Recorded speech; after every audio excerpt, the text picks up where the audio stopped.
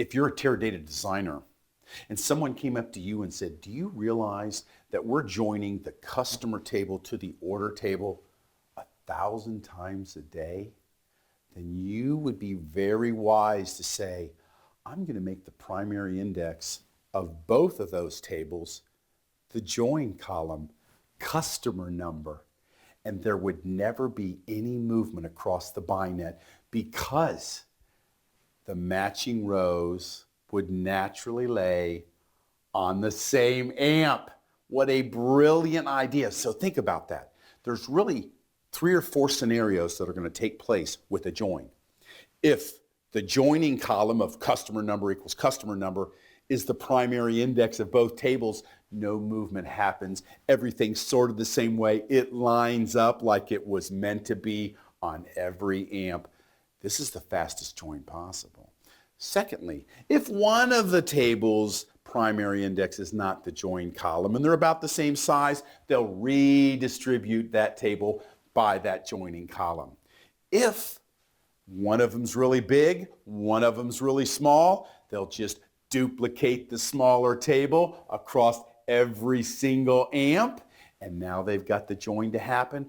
Or in a worst case scenario, they may have to redistribute both tables by the join column because neither is the primary index of its table.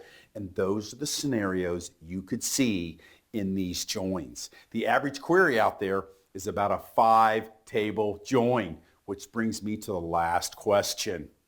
If Teradata was to join 10 tables together, how would they do so? 2 at a time. Here's the perfect design.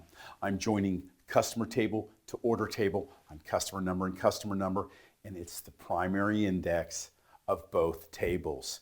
Take a look at the red numbers. 1, 2, 3, 1, 2, 3. Those will join together, the 1s, the 2s, the 3s, and vice versa, the 4, the 5, the 6, the 4, the 5, the 6.